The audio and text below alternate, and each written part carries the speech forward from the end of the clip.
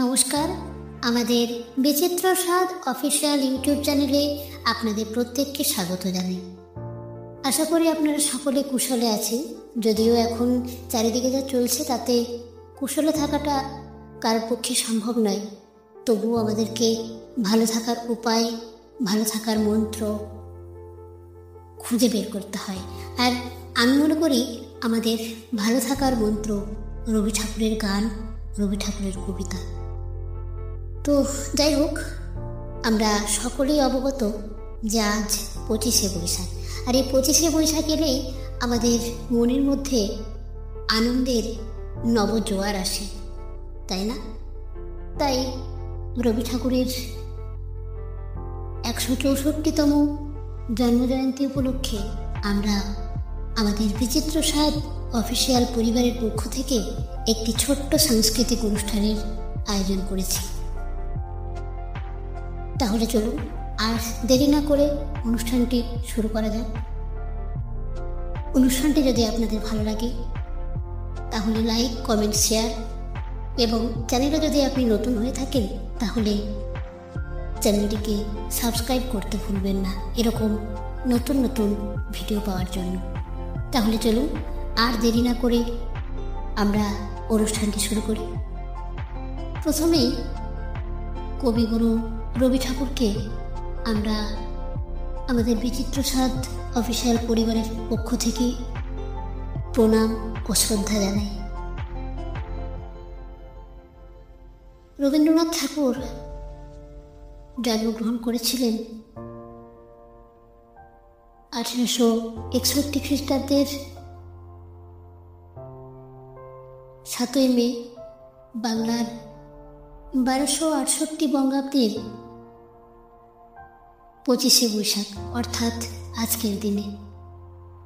এই সমস্ত কথা আমরা সকলে জানি, কিন্তু তবুও রবি ঠাকুরের আরও অনেক এমন অজানা দিক আছে যা আমরা জানি না। হয়তো আমরা অনেকে আছি জানতেও চাই না। আবার রবি ঠাকুরকে তো জানার কোনো শেষ নেই, তাই না? যাই হোক, আমাদের আজকের কবিগুরু স্মরণে এই অনুষ্ঠানের প্রথম নিবেদন চায়না দত্তের কণ্ঠে একটি রবীন্দ্রসঙ্গীত। তাহলে শুরু করা যাক। আজকের প্রথম নিবেদন হে চিরন্তনু, এই গানটি দিয়ে আমরা সকলেই রবি ঠাকুরকে প্রণাম জানাই।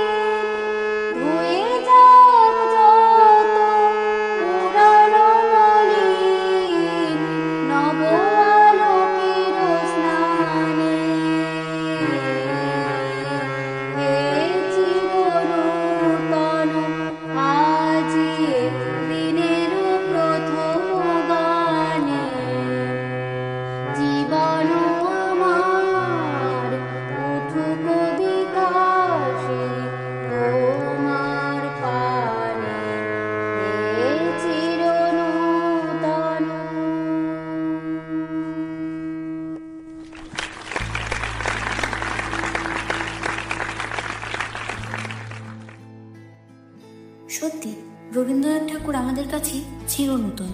উনি যেন কখনোই আমাদের কাছে পুরনো হন না। আর রবি ঠাকুরের গান, কবিতা, নাটক, উপন্যাস যতই শুনি ততই যেন ওনাকে নতুন করে আবিষ্কার করতে পারি। আবিষ্কার ঠিক নয়, অনুভব করতে পারি। রবি ঠাকুরকে যেন আমরা আবার নতুন করে বুঝতে পারি।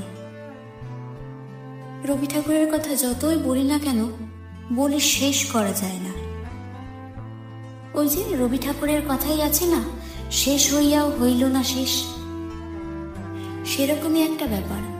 তাহলে চলুন আমরা এখন জয়ন্তী হাসদার থেকে কবিতা শুনে নিই। কবিতা আমি।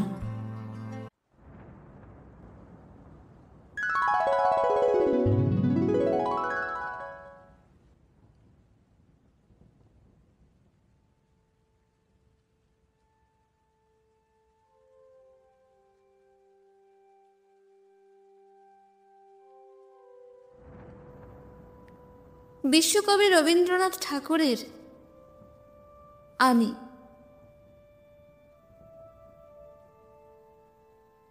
আমারই চেতনার রঙে পান্না হলো সবুজ, চলে উঠল রাঙা হয়ে।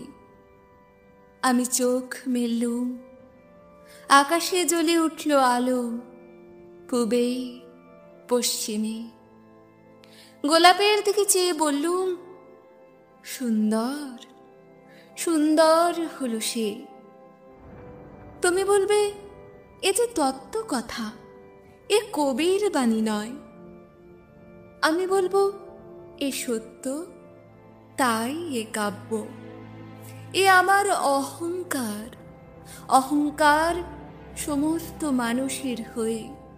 মানুষের অহংকার পটে বিশ্বকর্মার বিশ্বশিল্প। তত্ত্বজ্ঞানী জপ করছেন নিঃশ্বাসে প্রশ্বাসে, না না না, না পান্না না চুনি, না আলো না গোলাপ, না আমি না তুমি। ওদিকে অসীম যিনি, তিনি স্বয়ং করছেন সাধনা মানুষের সীমানায়। তাকেই বলে আমি। সেই আমির গহনে আলো আঁধারের ঘটল সঙ্গম, দেখা দিল রূপ, জেগে উঠল রস, না কখন ফুটে উঠে হলো হা, মায়ার মন্ত্রে রেখায় রঙে সুখে দুঃখে। একে বলো না তত্ত্ব। আমার মন হয়েছে পুলকিত। বিশ্ব আমির রচনার আসরে হাতে নিয়ে তুলি, পাত্রে নিয়ে রং। পণ্ডিত বলছেন, বুড়ো চন্দ্রটা নিষ্ঠুর চতুর হাসি তার। মৃত্যুদূতের মতো গুড়ি মেরে আসছে সে পৃথিবীর পাঁজরের কাছে। একদিন দেবে চরম টান, তার সাগরে পর্বতে মর্তলোকের মহাকালের নূতন খাতায় পাতা জুড়ে নামবে একটা শূন্য, গিলে ফেলবে দিন রাত্রির জমা খরচ।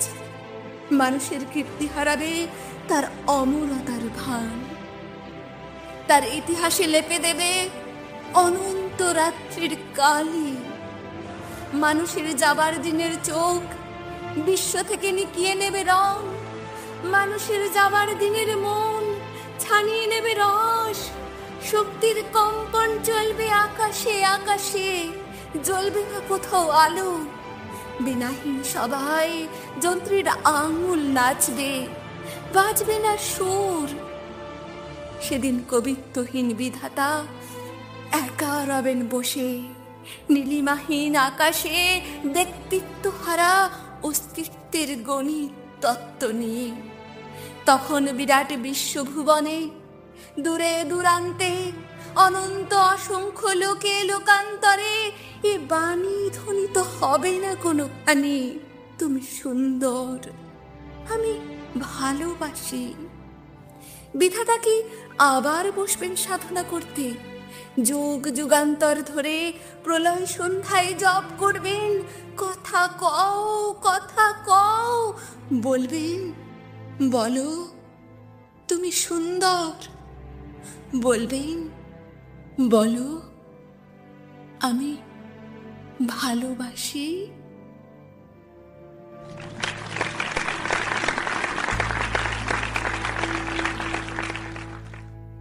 আজি প্রণমী তোমারে চলিব নাথ সংসার কাজে। আমরা কবিগুরুকে কতটা স্মরণ করি তা হয়তো বলতে পারবো না, কিন্তু আমাদের প্রত্যেকেরই তাকে স্মরণ করা উচিত। আমরা তো অন্তত সকাল সন্ধ্যেতে হলেও ঈশ্বরের নাম স্মরণ করি, কিন্তু আমরা কি ঈশ্বরকে কখনো দেখেছি? দেখিনি। কিন্তু কবিগুরু যা সৃষ্টি করে দিয়ে গেছেন আমাদের জন্য, তা দিয়ে বা সেগুলো যদি আমরা ঠিকমতো ব্যবহার করতে পারি, নিজেদের মধ্যে যদি সেগুলোকে আমরা সঞ্চার করতে পারি, শুধু নিজেদের মধ্যে নয়, চারিদিকে যদি তার সৃষ্টিটাকে ছড়িয়ে দিতে পারি, তাহলে হয়তো আমরা রবি ঠাকুরকে যথাযথ স্মরণ করতে পারব, তাই না? রবি ঠাকুর আমাদের কাছে ঈশ্বরেরই তুল্য। তার সৃষ্টি, গান, কবিতা, নাটক, উপন্যাস প্রত্যেকটি আমাদের কাছে এক একটা ঈশ্বরের দেওয়া শ্রেষ্ঠ উপহার, তাই না? তাই তার নাম আরও ছড়িয়ে পড়ুক, তার গান, কবিতা, তার সৃষ্টি চারিদিকে এমনভাবে ছড়িয়ে পড়ুক যাতে শুধু তার জন্মদিনে তাকে অনুভব করতে না হয়, যেন আমরা প্রত্যেকটা মুহূর্তে তাকে আমাদের মননে, আমাদের শয়নে, স্বপনে তাকে অনুভব করতে পারি। তাই আসুন আমাদের এবারের নিবেদন মিতা মণ্ডলের কণ্ঠে আকাশ জুড়ে শুনিনু ওই বাজে। আকাশ জুড়ে শুনিনু ওই বাজে, ওই বাজে। আকাশ জুড়ে শুনিনু ওই বাজে, ওই বাজে। তোমারি নাম সকল তারার মাঝে, ওই বাজে, ওই বাজে। আকাশ জুড়ে শুনিনু ওই বাজে, ওই বাজে। সে নাম খানি নেমে এলো ভুয়ে, কখন আমার ললাট দিল ছুঁয়ে। সে নাম খানি নেমে এলো ভুয়ে, কখন আমার ললাট দিল ছুঁয়ে। শান্তি ধারা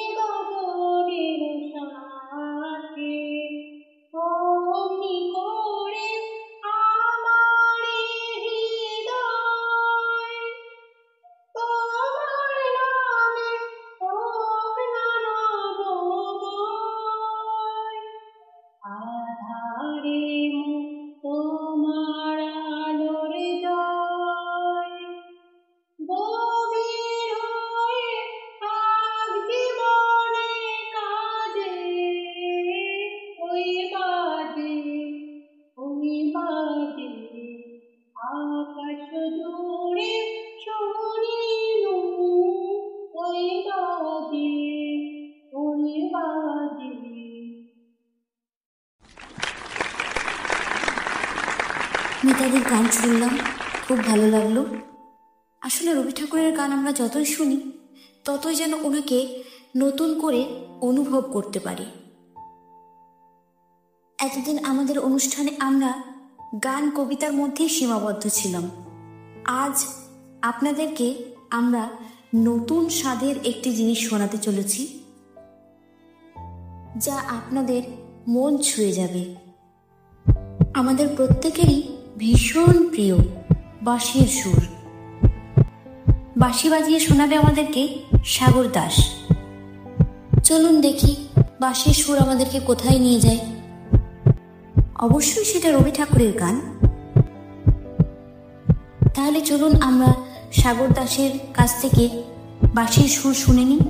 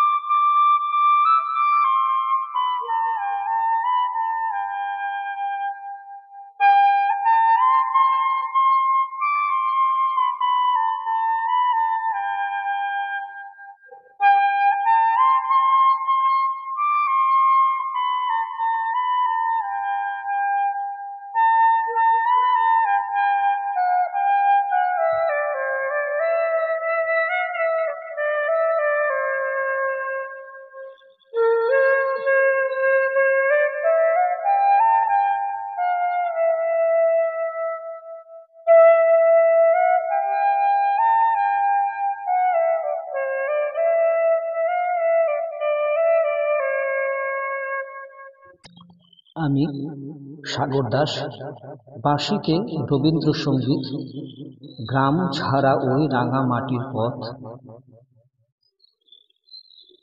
বাজিয়ে শোনালাম।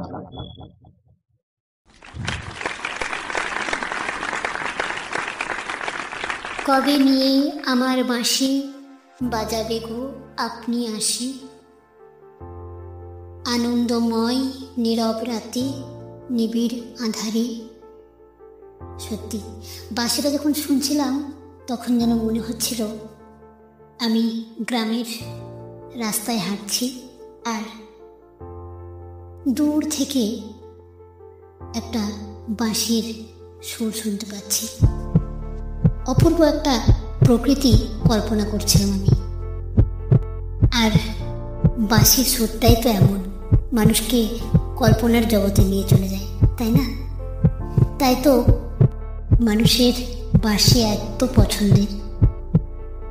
সত্যি এর প্রশংসা না করে থাকতেই পারলাম না। এই বাঁশির সুরটা এত সুন্দর, এত সুন্দর লাগে। সত্যি বাঁশির সুর তো আসলে শুনতে সকলের ভালো লাগে, তাই না? তাই বাঁশির সুরকে আমরা কেউ উপেক্ষা করতে পারি না। এতক্ষণ থেকে যদিও গান কবিতা যা কিছু শুনছি সবটাই অপূর্ব, অসম্ভব সুন্দর। যাই হোক, এবার আমরা নুরমিনা খাতুনের কাছ থেকে একটি প্রার্থনা শুনে নেব। এটা আমাদের সকলেরই অন্তরের প্রার্থনা, আমাদের অন্তরটা যাতে বিকশিত হয়, প্রস্ফুটিত হয়, অন্তর থেকে সমস্ত কলুষ, সমস্ত মনের ময়লা আমাদের মন থেকে দূর হয়ে যাক, এটাই তো আমরা চাই, তাই না? তাই চলুন নুরমিনার কাছ থেকে আমরা একটি প্রার্থনা সূচক কবিতা শুনে নিই। অন্তর মম বিকশিত করো অন্তরতর হে।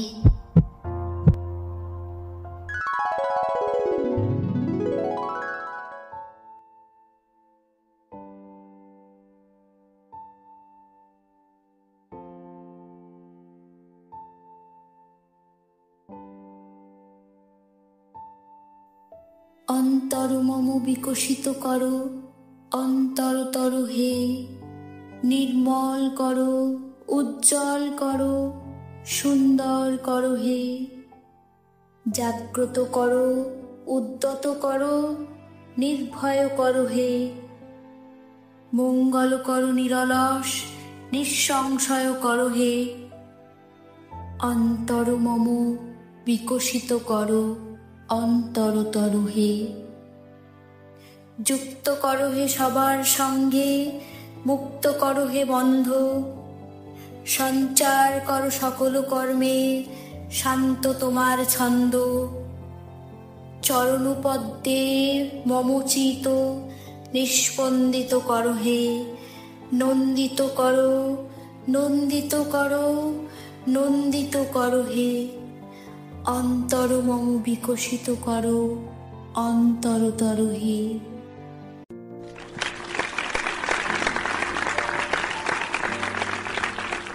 বাহ, সুন্দর একটি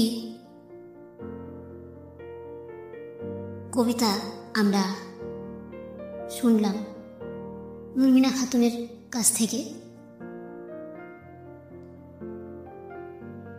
এই কবিতাটি শুনে আমার আরেকটি গানের লাইন একটু মনে পড়ে গেল। আজ নিখিলের আনন্দ ধারায় ধুইয়ে দাও, মনের কোণে সব দীনতা মলিনতা ধুইয়ে দাও। তো আমরা বেশ সুন্দর সুন্দর গান কবিতা বাঁশি শুনছি, বেশ ভালো লাগছে। এই সমস্ত কিছুর মধ্যে দিয়েও আমাদের একটা কথা ভাবতেই হয়, চারিদিকে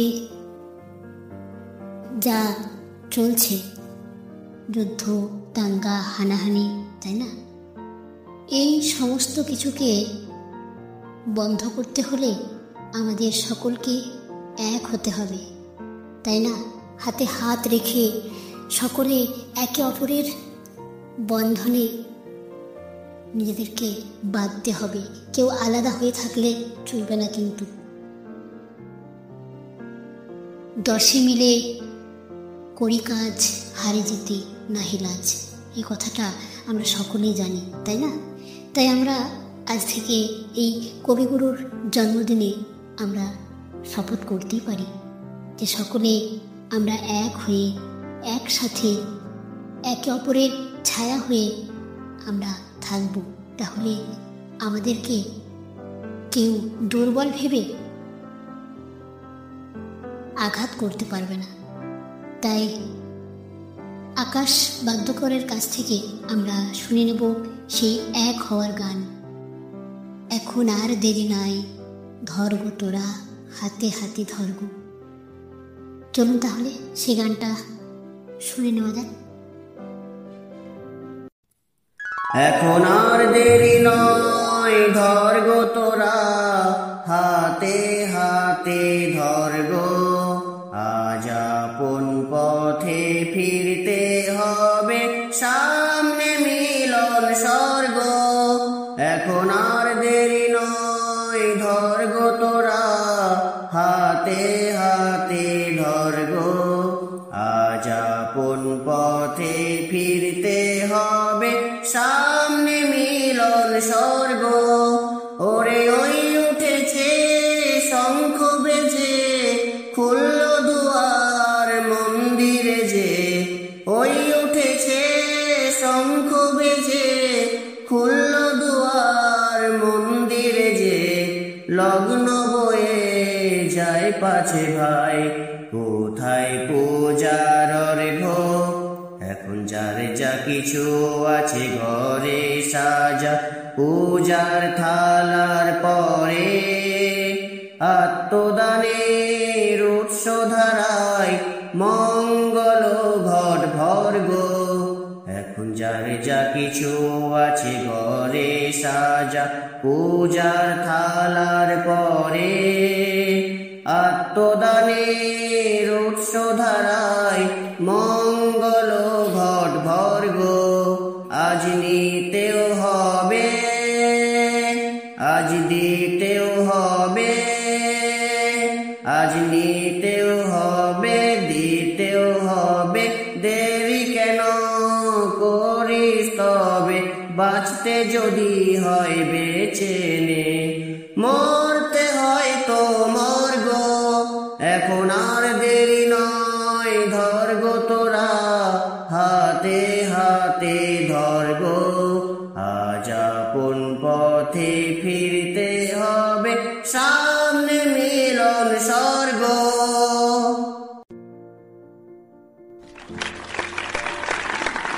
তাহলে আমরা আকাশের কাছ থেকে একটি সুন্দর গান শুনলাম, যে গানে ও আমাদের বার্তা দিল কিভাবে আমরা এক হয়ে হাতে হাত রেখে চলবো, তাই না? এবার দেখি পায়েল আমাদেরকে কি উপহার দেয়, কোন কবিতা দিয়ে আমাদের মনকে একেবারে মুগ্ধ করে দেয়। দেখি আজ এবার পায়েল আমাদেরকে রবি ঠাকুরের অঞ্জলি কবিতাটি আবৃত্তি করে শোনাবে। তাহলে পায়েলের নিবেদন আমরা শুনে নিই, রবি ঠাকুরের লেখা কবিতা অঞ্জলি। নমস্কার।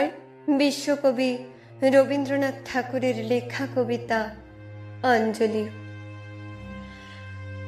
এই তীর্থ দেবতার ধরণীর মন্দির ও প্রাঙ্গণে, যে পূজার পুষ্পাঞ্জলি সাজাইনু সযত্ন চয়নে, সায়াহ্নের শেষ আয়োজন, যে পূর্ণ প্রণাম খানি মোর সারা জীবনের অন্তরের অনির্বাণ বাণী, জ্বালায় রাখিয়া গেল আরতির সন্ধ্যা দীপ মুখে।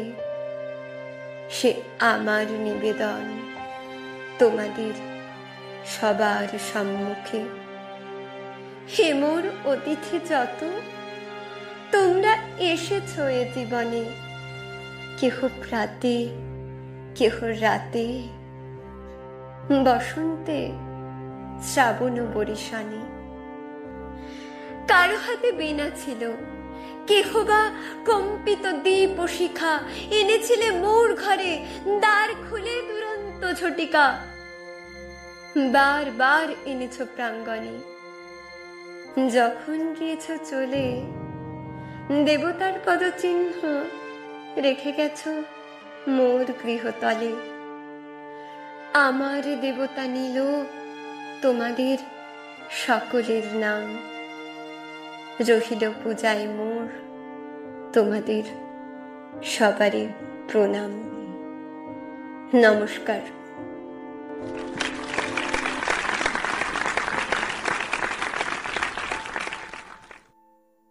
অরূপ তোমার বাণী, অঙ্গে আমার চিত্তে আমার, মুক্তি লিখছে আমি। অরূপ তোমার বাণী, সত্যি খুবই সুন্দর একটি কবিতা। এটা সম্ভবত রবি ঠাকুরের গীতাঞ্জলির একটি কবিতা। খুব ভালো হয়েছে কবিতাটা, খুব ভালো বলেছে পায়েল। তো আমরা প্রায় শেষের পর্যায়ে অনুষ্ঠানের একেবারে। এবার আমাদের সমাপ্তি সঙ্গীত গেয়ে শোনাবে আমাদের জয়ন্তী হাঁসদা। এর আগে আমরা জয়ন্তীদের কাছ থেকে একটি কবিতা আবৃত্তি শুনেছি, এবার একটি সঙ্গীত আমরা শুনবো তার কাছ থেকে, ওই মহামানব আসে। তাহলে চলুন শুনে নি জয়ন্তীদির নিবেদন, ওই মহামানব আসে। ওই মহামানব আসে রে, ওই মহামানব আসে, দিকে দিকে রোমাঞ্চ লাগে, মর্দধূলির ঘাসে ঘাসে, ওই মহামানব আসে, ওই মহামানব আসে। সুরলোকে বেজে ওঠে শঙ্খ, নরলোকে বাজে জয় ডঙ্ক,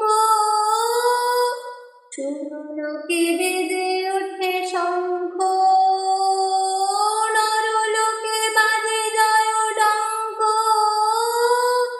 এলো মহাজন্মের লগ্ন,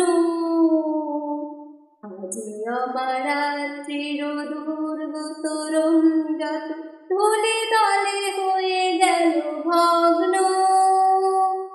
উদয় শিখরে জাগে মা ভই নব জীবনের আশ্বাসে, জয় জয় জয় রে মানব ভোদয় মন্দ্রে উঠিল মহাকাশে, ওই মহামানব আসে, দিকে দিকে রোমাঞ্চ লাগে, মর্দধূলির ঘাসে ঘাসে, ওই মহামানব আসে, ওই মহামানব আসে।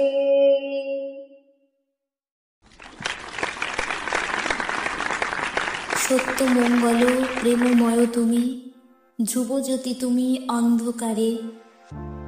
সত্যিই যখন আমরা অন্ধকারের মধ্যে নিজেদেরকে হারিয়ে ফেলি, তখন রবি ঠাকুর তার গানের এবং কবিতার মাধ্যমে আমাদেরকে আলোর দিশা খুঁজে দেন। তাই তো রবি ঠাকুরের গান, কবিতা নাটক উপন্যাসকে এত ভালো করে পড়তে হবে যে উনি আমাদেরকে সে লেখার মাধ্যমে কি বার্তা পৌঁছে দিতে চান সেটা আমাদেরকে খুব ভালো করে বুঝতে হবে। সত্যি রবি ঠাকুর আমাদের কাছে মহামানব, শুধু মহামানব নন, মহান ঈশ্বর। তবে যাই হোক, আমাদের অনুষ্ঠান এখানেই শেষ করছি। এতক্ষণ অনুষ্ঠানে যারা অংশগ্রহণ করেছেন তারা হলো চায়না দত্ত, জয়ন্তী হাঁসদা, মিতা মণ্ডল, পায়েল ভট্টাচার্য, আকাশ বাদ্যকর, সাগর দাস।